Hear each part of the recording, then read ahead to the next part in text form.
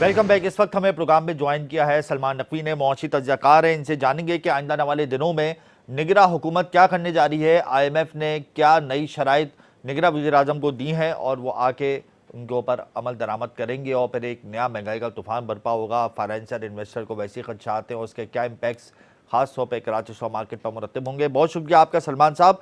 सलमान साहब, कोई रिलीफ मिलने की तो उम्मीद नहीं है। IMF चीफ से मुलाकात हुई कल निगरां वज़ीर आज़म की और उन्होंने कहा है कि गैस की कीमतों में इजाफा लाजमी होगा और आप अपने अखराजात कम करें, जो डेफिसिट है हुकूमती अखराजात में और जो गर्दिशी कर्जे हैं उनको कंट्रोल करें।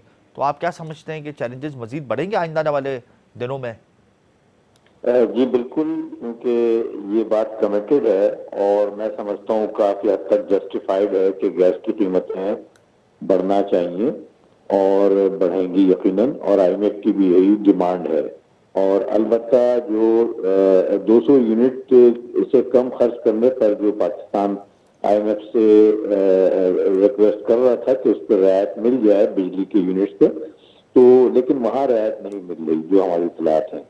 तो लिहाजा गैस की कीमतें यकीनन बढ़ेंगी और मैं समझता हूँ गैस की कीमतें काफी कम हैं और इस वक्त जो है हम तकरीबन $1.5 की हिसाब से गैस जो है वो मिल रही है, जबकि इंटरनेशनल मार्केट में वो $8 या $9 की है। तो ये ज्यादती है और ये IMF की जो है कहने पर जो है यकीनन ये अनकरीब जो है ये गैस की कीमतें जो है वो बढ़ा दी जाएंगी। अच्छा सलमान साहब, IMF ने यह भी मुतालबा किया है कि अमीरों से टैक्स लिया जाए और गरीबों को रिलीफ दिया जाए, लेकिन हमने तो देखा है कि ये मुतालबा पहले भी माजी में आया और इस पर तो कोई अमल नहीं हुआ। ना अमीर टैक्स देता है, ना अशराफिया टैक्स देती है, गरीब पर ही बोझ डाला जाता है, कॉर्पोरेट सेक्टर पे बोझ डाल दिया जाता है। अशराफिया आज भी मजे लूट रही है और गरीब आदमी इंतहा बेबस है। तो ये कैसे हमारी हुकूमत अमल करेगी IMF के कहने के बावजूद? देखिए, बहुत सारे बड़े बड़े मसलों में सबसे बड़ा मसला एक ये भी है, और अब ये हमारे लिए मजाक बन चुका है। यानी हमारे हार्डली 10 से 15 लाख टैक्स पेयर्स हैं, जिसमें जो बड़े टैक्स पेयर्स हैं वो हार्डली 2 से 2.5 लाख हैं 24 करोड़ की आबादी में।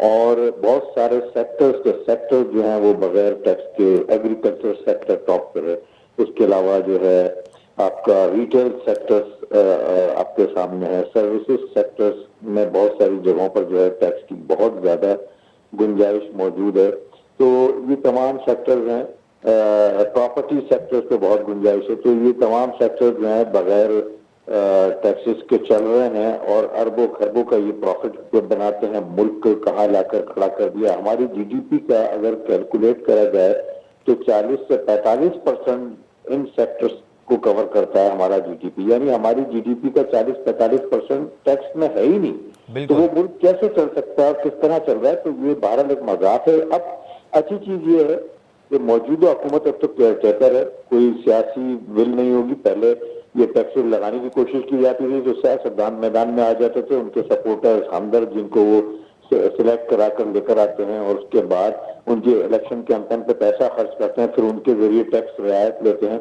वो मैदान में आ जाते थे। रिटेल सेक्टर पर टैक्स लगाया गया था आज से 1.5 साल पहले, तो सियासी लीडर का ट्वीट आ गया था कि हटाया जाएगा, उनके हमदर्द सपोर्टर्स नुकसान में आ जाएंगे।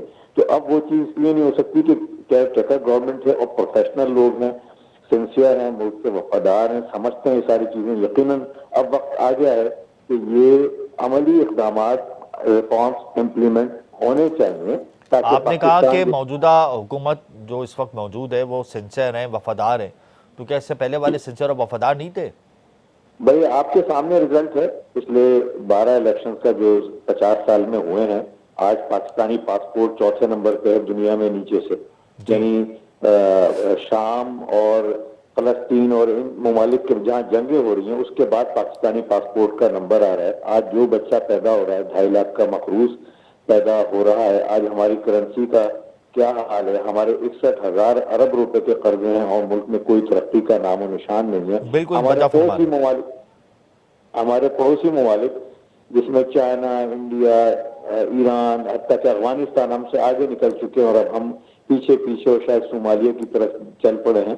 तो ये किसकी वजह से? इन तमाम लोगों की वजह से और इनकी गैर जिम्मेदारियों, नाअहलियत کرپشن اور ساری چیزیں موجود ہیں جس کا آج ہم جو ہے یہ خمیازہ بھگت رہے ہیں. اور آپ یہ دیکھیں کہ ایک آدھ مہینے کی ان کی پرفارمنس ہے ماشاءاللہ. آج ڈالر تقریباً کم از کم اوپن مارکیٹ میں 10 سے 12% گھٹ چکا ہے اور 295 کے اراؤنڈ ہے. اور اسی طریقے سے انٹر بینک میں ڈالر 291 روپے کا ہو چکا ہے, یہ بھی کم از کم 5-6% گھٹا ہے. اس کے ساتھ ساتھ جو ہے ٹریجری بل پہ ایلڈ 1.5% گھٹی ہے اور بہت سی چیزوں میں مہنگائی میں کمی ہوئی ہے. اور اس کے ساتھ ساتھ بجلی چور پکڑے جا رہے ہیں, بجلی کی چوریاں پکڑی جا رہی ہیں. اور بڑے چوروں کا کیا کریں گے ہم سلمان صاحب؟ بڑے چور تو نہیں پکڑے جا رہے, چھوٹے چوری پکڑے جا رہے ہیں. انشاءاللہ امید ہے کرنا پڑے گا. اب جس پوائنٹ پر ہم آگے ہیں یہ تمام چیزیں کرنا پڑیں گی. اب نہیں بھی چاہیں تو کرنا پڑیں گی. بالکل, یہ ہماری بقا کا سوال ہے, اس میں کوئی دو رائے نہیں کہ ہمیں کریک ڈاؤن کو مزید وسعت دینی ہوگی. اچھا سلمان صاحب, یہ بھی بتائیں کہ سعودی پرنس کی آمد تو پاکستان نہیں ہوئی. قیاس سرایہ کی جا رہی تھی کہ G20 سمٹ کانفرنس سے پہلے آ سکتے, پھر یہ بات کرنے لگے کہ G20 سمٹ کانفرنس کے بعد آ سکتے. خیر بہرحال ٹور ہو گیا, آئے نہیں. اب یہ باتیں کی جا رہی ہیں کہ اکتوبر کے پہلے ہفتے میں ہو سکتا ہے سعودی پرنس پاکستان آ جائے. کڈ بی شڈ بی کے اوپر بات ہے اور بڑے بڑے اعلانات کر دیں. تمام نگاہیں مرکوز کی ہوئی ہیں ہم لوگوں نے سعودی پرنس کی آمد پر. اس حوالے سے آپ کیا سمجھتے ہیں کہ وہ آئیں گے, اور اگر وہ آتے ہیں اعلان کر جاتے ہیں تو اس کے بعد ہمارا معاشی پہیہ کیا ہوگا؟ دیکھیں, میں تو امید کرتا ہوں کہ وہ آئیں گے. ہمارے برادر اسلامی ملک ہیں, ہر مشکل وقت میں پاکستان کے ساتھ کھڑے رہیں اور ہمیشہ کھڑے رہیں گے انشاءاللہ. اور اس وقت ضرورت ہے پاکستان کو. ابھی جو اطلاعات ہیں, جو میڈیا سے اطلاعات ہیں, اس کے مطابق فرسٹ ویک آف اکتوبر میں یقیناً امکان ہے. اور اگر وہ تشریف لاتے ہیں تو میں سمجھتا ہوں ہماری معیشت کے لیے ایک بہت اچھی خبر ہوگی. کیونکہ اس وقت جو صورتحال ہے, ہمیں جو IMF کو جو ہمیں اگلے سال جو ہمیں ڈیٹ پیمنٹس کرنا ہے, ان ڈیٹ پیمنٹس کو میٹ آؤٹ کرنے کے لیے ہمیں فنڈنگ کی ضرورت ہے, دوسری سپورٹ کی ضرورت ہے. اور چونکہ جتنی بھی ڈونرز نے جو ہم سے اگریمنٹس کرے ہیں, ان کی جو سپورٹس آ رہی ہیں, ہو سکتا ہے اس میں کوئی تعطل نہ ہو جائے, تو ہمیں اس وقت ان کی سپورٹ کی زبردست ضرورت ہے. مجھے امید ہے کہ وہ ضرور آئیں گے, اور اگر آ جاتے ہیں تو پاکستانی معیشت کے لیے یہ بہت اچھی خبر ہوگی. اچھا آخر میں یہ بتا دیں کہ آج کاروباری ہفتے کا آخری روز تھا, تو اوورآل پاکستان اسٹاک ایکسچینج میں کیا کارکردگی رہی, سرمایہ کاری کا کیسا رجحان دیکھا گیا, انویسٹر بروکرز کے سینٹیمنٹس کیسے دیکھے گئے؟ ہیملیٹ انڈیکس نے 45,000 کا لیول بریک کیا, 46,000 کے لیول کو دوبارہ بحال کیا. تو آپ کیا سمجھتے ہیں پورے ہفتہ والیوم کیا رہا, کلائنٹیل کیا رہی, ہماری کیپٹلائزیشن کیا رہی, اور آئندہ آنے والے ہفتے میں آپ کیا ایکسپیکٹ کرتے ہیں؟ دیکھیں, جب سے کیا اگر گورنمنٹ آئی ہوئی ہے, جو ان کے اقدامات ہیں, اس کی بنا پر اسٹاک مارکیٹ میں کم از کم ہم نے کوئی مندی نہیں دیکھی, کوئی پرابلم نہیں دیکھی, اور اسٹیبلٹی دیکھی. البتہ کل دو بڑی اچھی خبریں مارکیٹ میں ہماری آئی تھیں, جس میں ایک تو اسٹیٹ بینک کے گورنر نے یہ کہا تھا ہم فردر انٹرسٹ ریٹ ہائیک نہیں کریں گے, یہ ایک اچھی خبر تھی. اور اس کے بعد الیکشن کمیشن نے جنوری کے اینڈ میں الیکشن کروانے کا اعلان کیا ہے. اور اس سے ایک بہت بڑی انسرٹینٹی جو کریٹ ہو رہی تھی, سرمایہ کار تھوڑے سے غیر مطمئن تھے کہ جب تک کہ الیکشن کی ڈیٹ ایک اناؤنس ہو جاتی ہے تو ایک انسرٹینٹی کا فیکٹر ختم ہو جاتا ہے. تو وہ اعلان کرا گیا کل, جس کے بعد سے اب تک 2 روز میں مارکیٹ میں ایک اچھی تیزی کا رجحان دیکھنے میں آیا ہے. والیومز میں اچھا خاصا اضافہ ہوا ہے, اور مارکیٹ 46,000 کی سطح کو عبور کر کے اس کے اوپر ٹریڈ کر رہا ہے. لہذا مارکیٹ اپنی پازیٹیوٹی پر ہے, بڑی اٹریکٹیو لیول پر ہے, اچھے پے آؤٹس ہیں, اچھے ڈیویڈنڈس ہیں.